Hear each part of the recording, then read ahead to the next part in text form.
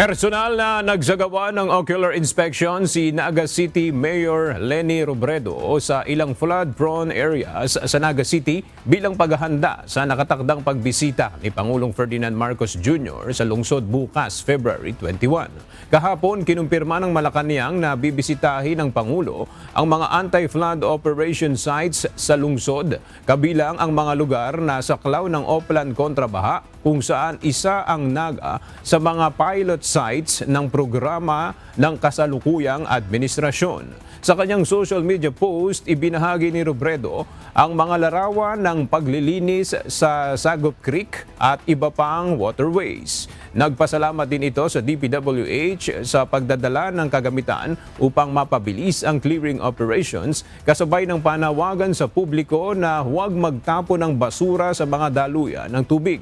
Binigyang diin ng alkalde na bagamat mahalaga ang paglilinis ng mga estero at ilog, hindi tuluyang mareresolba ang pagbaha kung walang kooperasyon mula sa komunidad, lalo't layunin ang pagbisita ng Pangulo na talakayin at ilunsad ang mga hakbang para sa flood mitigation efforts sa lungsod.